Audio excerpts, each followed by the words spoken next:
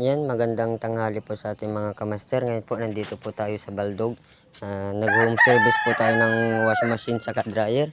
Ang reklamo na dito sa washing machine, umaandar pero tumutunog lang daw siya. Andarin natin. Ayan, kung makikita nyo, umaandar po yung kanyang makina pero yung kanyang gear ay hindi po siya umiikot. Yun, umaandar po yung kanyang makina pero ang kanyang gearbox ay ang tigas na po. At tignan po natin, papalitan natin ang gearbox saka yung ating dryer, umaandar siya. Kaya lang ang diferensya ay po, nabali po kasi yung isang stand nito, yung kanyang spring ay natanggal. Ito po, natanggal. Yun, dahil natanggal, saka pinandar pa nila yung kanyang timba ay naputol. Tara, baklasin natin.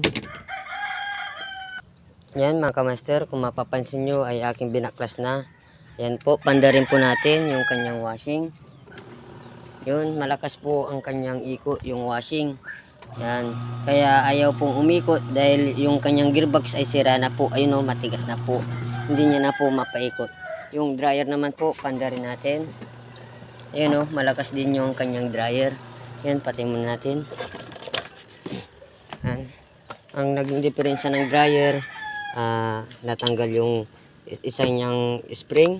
Kaya, ayun, hindi po sa align. Yung gear naman ay ito yung sira sa kanya. Palitan natin. Yan po yung papalit natin na gearbox bago. Yan. Yan, tatanggalin ko na to yung kanyang gearbox. Ayun o. Yan, tigas. Tignan natin yung sa loob nito. Yan, mapapansin nyo mga kamaster, yung kanyang gearbox ay sira na o. Yan, may tulo na o. Yan, mabaw na. Ito po yung ating ipapalit. Yan, 10 ngipin din po yan. 10 ngipin din po ito. Yan, papalit po natin yan.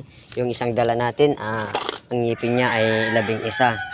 Yan, sukat lang po natin yan para andar. Kaya ayaw umikot yung washing machine nila dahil sira po yung kanyang gearbox.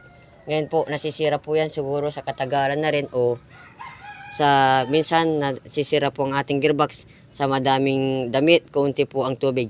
Kailangan po pag magwawashing po tayo, mas madami ang tubig kaysa damit para sa gawin ay hindi po mahirapan ang ating gearbox. Yan po, palitan natin ng gearbox. Ilagay na natin to. Yan, tapos na natin nilagay yung gearbox. Ayun o. Yan, ito yung ating dryer ay hindi po natin magagawa ng paraan kasi pwede sana natin palitan ng kanyang timba.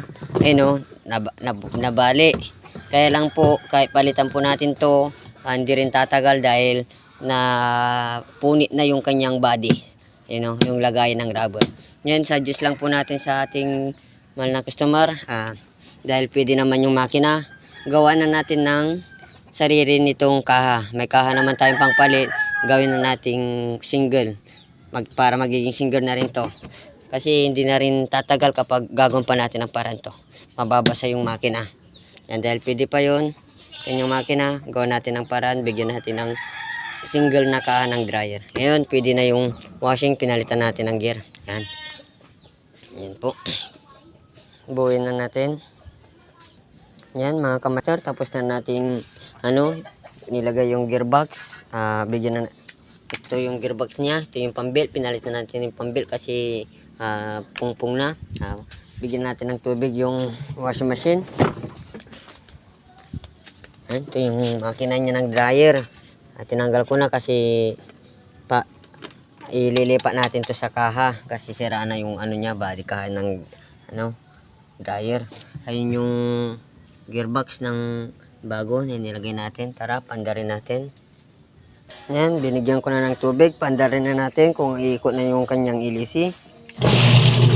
Yun, malakas na oh. Gearbox po talaga ang kanyang sira. Yan.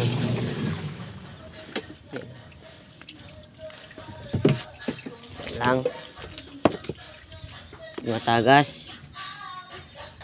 Yan, tapos na oh. Yung ating naayos na gearbox. Ayun, pinalitan natin, pandarin natin.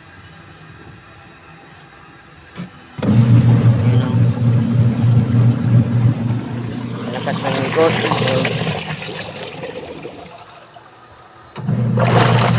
Yan, okay na po. Gearbox po ang kanyang sira. Ito po yung kanyang sira, yung gearbox. Kikita nyo, pungpong na po yung kanyang gear. Saka yung kanyang belt, sira na po. Nasira yung belt kasi malakas yung makina. Saka ito ay nakistack up. Umaandar yung belt na sumasayad dito na hindi na umiikot to. Kaya nasira din yung pang-belt. Pagkakakuha po ng uli po, nasisira po ang gearbox. Minsan kundi sa kanyang katagalan na rin, kung bago na rin yung washing machine mo ay biglang nasira to, ang nangyayari po doon ay nasusubrahan mo po sa damit. Konti po ang tubig mo, madami po ang damit. Ang kailangan po dyan, mas marami po yung tubig, konti ang damit, mas okay po yun, hindi po mahirapan yung gearbox po. Okay, hanggang dito lang po tayo mga kamaster. Maraming salamat po. Sana po ay may natutunan po kayong kunting kalaman sa video na to. Thank you.